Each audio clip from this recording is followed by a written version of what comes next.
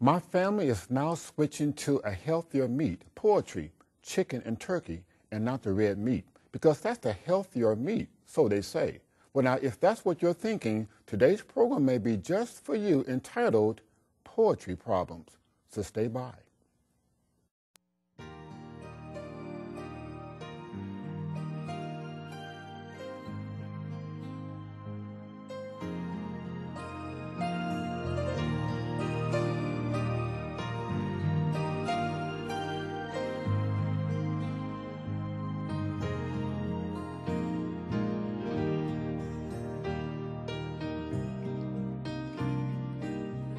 Hi, welcome to Abundant Living. This is Curtis Akins, your co-host. I'd like to introduce my lovely bride, Paula Akins. How are you doing today, my love? I'm absolutely wonderful. You're absolutely beautiful as well. Thank you.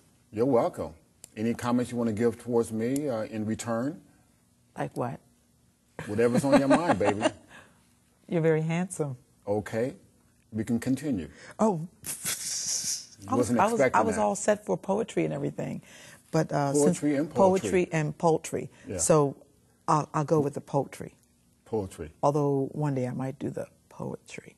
Okay. Oh, okay. Now, let's say a poem and talk about poetry too, huh? A lot of people are making the switch. They are. Moving from the red meat to, they call the white meat, the other white meat, looking at chicken, poultry. Mm-hmm. And so I guess my first question is, what about heart disease as it relates to poultry eating? Yeah. Now, of course, a lot of people, again, are switching from red meat to poultry. Mm-hmm. And let's define the term poultry first. Poultry takes in not only just chicken, because people think of, when you say poultry, they think of chicken. Also turkey and duck. So those foods are, but we're going to zero in on mainly chicken. Well, we may hit on turkey as well. But as far as cardiovascular disease is concerned, let's put it that way. Chicken or poultry in itself is not healthier than red meat. Now, there are certain components that will create an increase of coronary artery disease. You have cholesterol, you have saturated fat. Those two in combination will dramatically increase coronary artery disease. Heart attack about every 32 seconds, a stroke about every minute. Therefore, with that in mind, it's the #1 killer in the United States, cardiovascular. Now, almost 1 million people, about 900,000 per year. Having said that, you take 1 ounce of beef, 1 ounce of chicken. Each has about the same amount of cholesterol, which is 25 milligrams. So there's no gain as far as switching from red meat, beef, to poultry or chicken, because that's the same amount of cholesterol, about 25 milligrams per ounce. Same thing is true for saturated fat as well. So with that in mind, that food, the poultry, does not give you any gaining ground as far as reducing your risk of cardiovascular disease. Now, with that in mind, there's another thing I want to talk about, which is high blood pressure. Okay. Now, when a person has high blood pressure, normally the doctor says you need to cut down your use of what? Red meat. Red meat or salt. Oh, yeah, well, yeah, sodium. Salt, yes. And that's true, because if you reduce your intake of sodium, your blood pressure will go down. But now there's something else we need to understand too. Sodium does not only lower your blood pressure, but it's also what we call, in the medical profession, the potassium to sodium ratio. In other words, if something has a high potassium, a low sodium, blood pressure goes down. Right. If there's a low potassium, high sodium, blood pressure goes up. Guess what? Chicken has 0 potassium and high sodium. Thereby, blood pressure tends to go up. So now we're talking about high blood pressure, which also causes more stress on the heart muscle, thereby increasing heart attacks and strokes. So, as far as poultry is concerned, cardiovascular system, cholesterol, blood pressure, we're not gaining ground by switching from red meat, beef, to poultry. Well, a lot of reasons that people also move from the red meat to the chicken has to do with weight gain as well. They're thinking that if they get away from the red meat, go to chicken instead, it's lower in calories, and therefore they'll lose weight. Now, is that the case? Absolutely not. It's not even close, all right? Now, as far as weight or weight gain or weight loss is concerned, switching from red meat, beef, to poultry, chicken or turkey, the fat grams are about the same as well, all right? You take, for instance, a 3.5 ounce of lean steak and 3.5 ounce of chicken. Okay. The calories from fat is the same. So there's no ground being gained as far as fat grams concerned, as far as chicken or even turkey. Even your turkey, sometimes now you have turkey luncheon meats, and the gram fat amount in turkey can be very high as well. Nowadays, we just saw last week, now you have ground chicken, just packaged just like ground beef, all right? So again, the fat gram amount is the same, the cholesterol is the same, the saturated fat is the same as well as far as poultry and also the ground beef. Well, you know, one of the things that as moms is concerned, when our children are going to lunch, we fix those luncheon meats, you know, right. so they can have sandwiches and stuff. So you just got finished saying that chicken and turkey is also being added in as a part of that luncheon meat. So I guess my question is then how safe is, I mean, we know before that we talked about luncheon meats and right. sodium nitrates, which right. was all over the news for some time and still on the news for some time. Right. So then how does the chicken and turkey combination in a luncheon meats add up?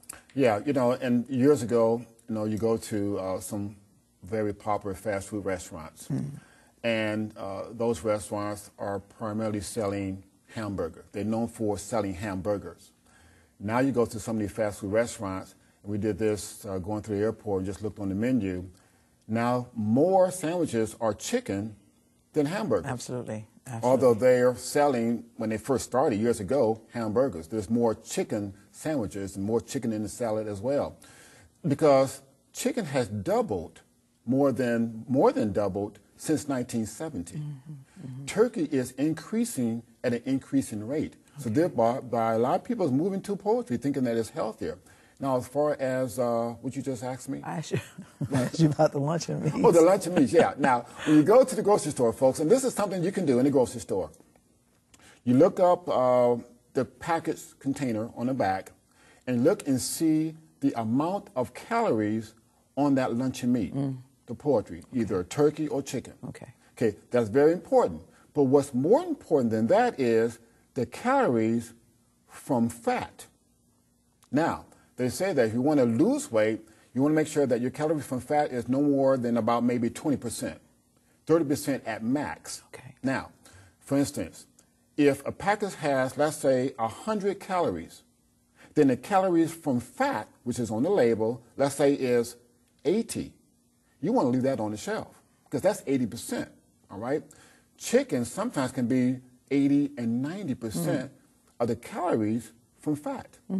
And turkey as well can be over half the amount of fat in the calories. So therefore, with the luncheon meats, you want to look at the calories, and also the calories from fat also tells the story as far as fat gram amounts. You know, we've talked before on Abundant Living about the importance of reading those labels. I mean, if it means you have to go to the store a little bit earlier, it just means it's a good idea because that fat gram is really important. Yes. Not only the fat gram, but the calorie amount and all that. So just reading them. And the labels are so much more simpler to read now than before. So you want to take some time out and read the label and see exactly what you're getting. Absolutely. You know, sometimes we just don't read those labels. Yeah. And if you go to the grocery store, and you find yourself reading labels all the time, then you're in the wrong place. Because fruits and vegetables have no labels. Praise the Lord. I mean, in that sense, you know, so if you understand what I'm saying. What about the impact then of cancer? What relationship do we have as far as cancer as it relates to poultry problems? Yeah, now, as far as cancer is concerned, folks, then it's really downhill. I mean, there's several carcinogens found in the flesh of animals, in the muscle of animals. You have benzopyrene, methylcobalamin, but the main thing that most people heard of is heterocyclic amines, HCA, in medical journals, so you know what they're talking about. And heterocyclic amines is the #1 carcinogen found in dead flesh. Chickens is loaded with it. Let's go to our first graph and let's see about heterocyclic amines or cancer-causing agents found in several of the dead flesh at this time. Now, first of all, this is I call the cancer score. All right. Now, the first thing we're going to look at is the steak. And now the steak, this is a grilled steak or 3.5 ounce of grilled steak. Now, the heterocyclic amines or cancer-causing agents in this steak is 30 nanograms. Now, nanograms is 1/billionth of a gram of carcinogen, all right, 30. Now, let's go to the next one. Hamburger. Hamburger, it is 33 nanograms of carcinogens in the hamburger. Now, folks, hold on to your seat. The last one is chicken. This is an oven-fried, pan-broiled chicken. It is a whopping 480 nanograms or carcinogens in the chicken alone. This report even surprised the National Cancer Institute. So thereby, switching from red meat, beef, to poultry, chicken, is really worse than ground beef when we switch to this so-called healthier meat. Okay, that's a real eye-opener. Yes, it is. Okay, you know, looking at the nanograms and then trying, and automatically, you automatically feel that the chicken is going to be a better one. Yes. And so now we see that it's not really a better one at all. Now, of course, some people take the skin off a little bit. Yeah, you do gain something in that, but still you get the cholesterol, saturated fat still in the muscle of the chicken. Because remember now, all fast foods have what we call inherent fat. That means the fat that's within the muscle of the flesh of the animal that you cannot cut away. It's called inherent fat. So therefore, a lot of the fat you get, you just can't cut away. You get that by eating the flesh itself.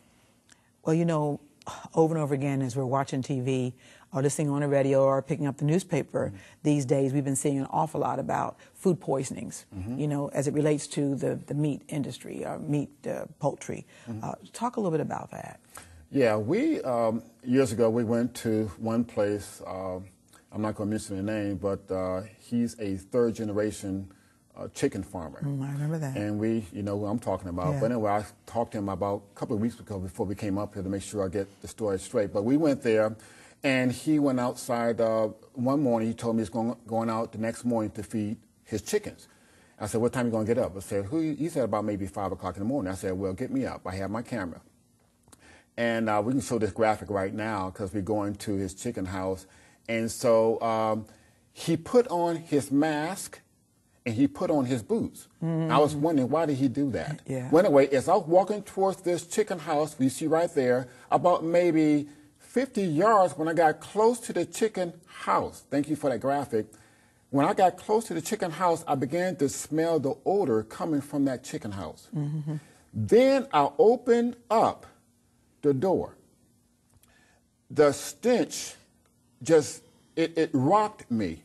So much the fumes, the ammonia odor was just unbearable. Then I understood why he had a mask and he had his boots. Did you have a mask on too? No, I did not. Oh my goodness. Because I'm from the city, I can take care of this. You're right. Okay, my glasses were fogged up. And so what happens is that you have a lot of fecal matter and cysts and pus and larvae, and the chickens are walking around in that. Then the legs and feet become infected. They're breathing in all this ammonia, goes into the respiratory system, into their tissues. So when we eat this chicken and these chicks and things like that, then it becomes an awful mess. And so therefore, we've taken all this into our system as well. And I said to him, well, exactly what do chickens eat? Well, let's go to our next graph and let's look at fowl feed is what I call it, all right? Let's go to the first one. Number one is arsenic. He said that what they do is they would inject the chickens with arsenic. It will immobilize their muscles, so therefore they cannot move around. Well, therefore, if they're not moving around, the weight comes on faster. So arsenic. Let's go to the next one. Antibiotics. Of course, now this will cut down on some of the pathogens such as salmonella, Campylobacter, Listeria. There's a whole list of them. But again, a lot of chickens still have these things as well. This also adds weight to the system as well. Let's go to the next one.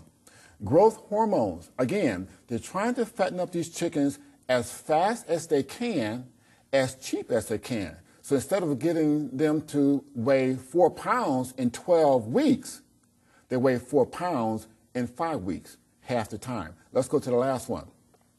Dead chickens. Dead chickens. Thank you for that graphic. I want to talk about the dead chickens before we go into the kitchen. There was a container outside of this chicken house, and you know, you saw that. And if I showed you it, folks, this program probably would not air. It would be too graphic. I said, well, what's inside that container? He says, with a smile, open it up. So I opened it up, took a picture of it, and there were dead chickens there. I said, well, what happens to these dead chickens? Because I looked around, I didn't see any chicken cemeteries. He said what they do is they grind up these chickens, and then also the baby male chicks, because they're not useful, they don't lay eggs. And then he said they would cook it down, and then they'll turn it into a powder, and then mix it with other protein and feed it back to the chickens that are alive. And because it's cheap feed, all right? And therefore, we take all that into our system. And that's why there's a lot of problems with Campylobacter, diarrhea, fevers, cramps, salmonella, E. coli, and you know, food recalls are just about every single week that covers several states. So that's why there's so much involved in this problems of poultry. So we got problems with poultry, folks. And I'm not saying everything that I can say, but hopefully just enough to let people know that this is not a health meat at all. Well, I think you changed Ann's mind, and I'm sure that Bob said, enough of the chicken. Yes. And after all, I mean, the whole thing is talking about chicken. We're going to go in the kitchen because we got to talk about the farm-raised, basically, versus the free-range type chickens that are there. And I know you said, what in the world are they going to cook? They're going to knock chicken totally out. so believe it or not, every time Kurt tells me what he's going to do on a program, I turn around and I say, okay, let me match that up with a recipe. And so, yes, indeed, we do have a recipe. And no, it is not chicken. However, we are going to do a mock chicken strips that's going to do the assimilation of chicken. I'm telling you, it's going to taste absolutely good, look good. You need to get your paper and pencil and meet us in the kitchen. Would you like to learn more about preparing healthful vegetarian dishes? If so, then you want to be sure to order our free Abundant Living resource sheet. It contains useful information about products and cookbooks. It will help you to learn more about this natural way of cooking. Along with your order, we would also like to include a free copy of the booklet, The Natural Way to Keep in Shape. This 20-page booklet is filled with tips that will help you to develop a total lifestyle approach to health. To receive both the Abundant Living resource sheet and The Natural Way to Keep in Shape, call us at 800-752-3226 during regular business hours. Call and ask for this special offer today. Well, welcome back. Welcome back. Welcome back. After all that information Kurt gave us on the chicken and what's going on with them. They have something in place of chicken today. I know that. We're going to move into our recipe, which is actually mock chicken strips. So let's look at the recipe. Okay, sounds good, honey.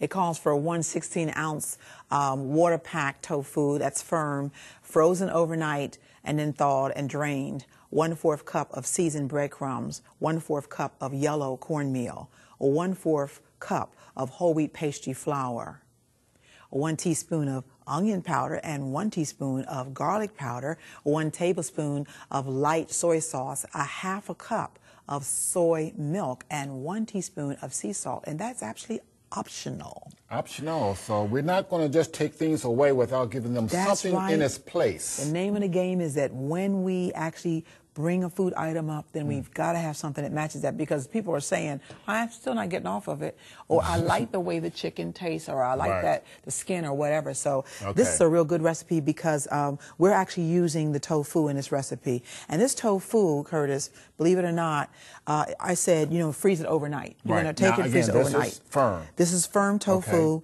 and I bring it home in a container itself. Okay. And when I bring it home in that container, I take the whole container and I put it in the freezer and let it freeze. Okay. At least for 24 hours, all right? Container and all. The whole container and all. And then when you bring it out, of course, you're going to have to thaw it out because the water will have appeared inside the actual tofu. Okay. It will also change the texture of the tofu, so it has more of a chicken or turkey type texture. As you can see, it's a lot more firmer. It is. Okay. And it has like the little holes in it. All right, so it's not that soft texture. As a matter of fact, I've already cut up a couple of them so they can actually see how they look. Okay, like little blocks. Look at that. Okay, so you're going to cut them up. Now, once it thaws out, and then you chop it, cut it into your squares, which I'm going to do right now. You turn this up a You're little going to go bit, ahead honey? and turn that on. To what, about 300 or what? About 350. 350, okay. Okay, and then I'm just going to slice Put it. some oil in it? Mm-hmm. And that's you can use olive oil, canola oil. And make sure the skillet is hot first. You use less oil. That's right, before you put it in there. You're going to use less oil. Baby. All right, and I'm going to go ahead on and do the mixture of things together. What you're going to do is you're going to mix together, this is the soy milk and the light soy sauce. Okay. And I'm going to go ahead on and put in, I got the whole wheat pastry flour. Now, Bragg's liquid aminos and light Can be soy also sauce used- is about the same amount of sodium. That's is that right, correct? that's right. Okay. I'm going to go Either or. Yep. I'm going to put in us the breadcrumbs. Okay. I'm going to put in the cornmeal. All right. And then my last thing I'm going to put in is, this is the onion powder, garlic powder, and also the salt, okay? Got to make a nice kind of a, well, I call it like a basting it or mixing it together so we can have a nice crust, Nice okay? crust for the brown coloring. chicken nuggets. To actually match that of the chicken. I'm going to put it here in this bowl. Let's go put a little bit there. So now there are no growth hormones, no arsenic. Absolutely and not. None of that stuff. Absolutely. I mean, absolutely not. Okay. Now what we're going to do is, you got your oil going over there. The oil is All hot, right? it's ready to go, And I'm baby. going to take one of these, and what I'm going to do is I'm going to dip it, Dip it. okay, first in this mixture. Want me to dip some too? Yeah, you can do that. And then I'm going to take it, and I'm going to put it in the flour mixture. Okay. I like to just put the flour all over it. This is a flour mixture. Saturated. Yeah.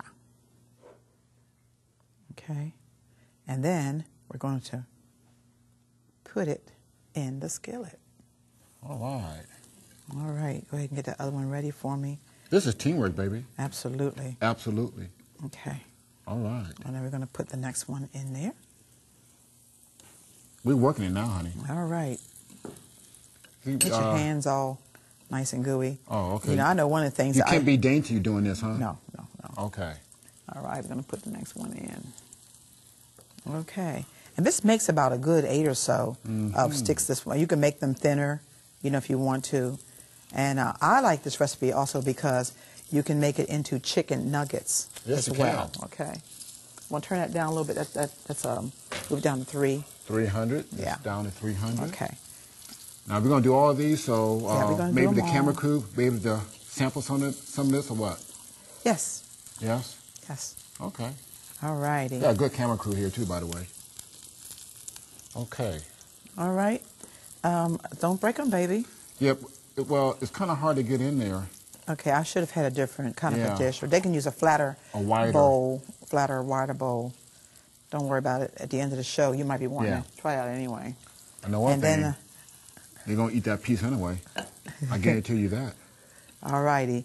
Now, I used to take this recipe is really good. You can make it up and you can actually put it together with a nice sauce. All right. And this is the last one. But you get the gist of it. And it's easy to fix, easy to Yes, it prepare. is. Okay.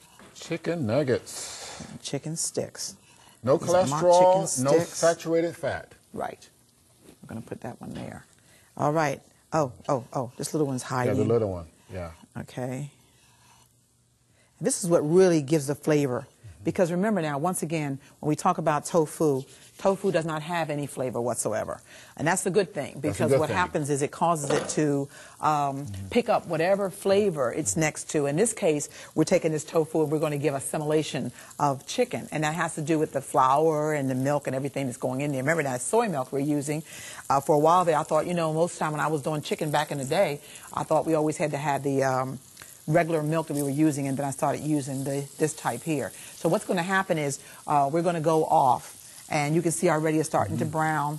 We're going to go off, and when we come back, we're going to have the chicken. Let me just see if I can, one of these ones in the middle should be able to You see the turn on browning. there so you can at least see it starting to brown. That would probably, yeah, it's a little bit being brown now.